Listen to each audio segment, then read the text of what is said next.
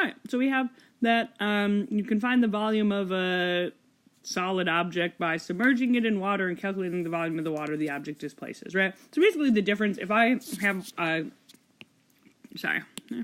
tank with some water in it, right?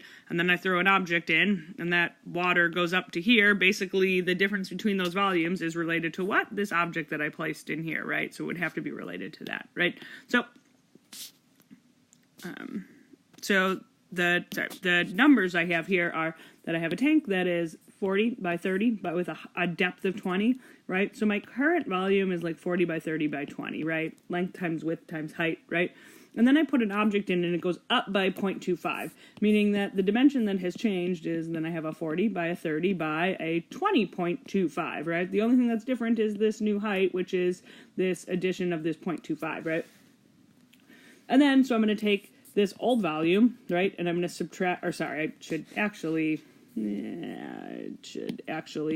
subtract technically I should subtract the new volume from here, right, to make it positive. But, so I have this new volume. If I subtract off the old volume, the difference between these two volumes is solely related to the volume of this object, right? And if I put this in my calculator, 40 by 30 by 20.25, and subtract off 40 by 30 by 20, press enter, it's going to tell you that it is answer choice D, right? So it's like new volume minus the old would have to be related to the volume of the object because it's the only difference between the previous tank and the old tank.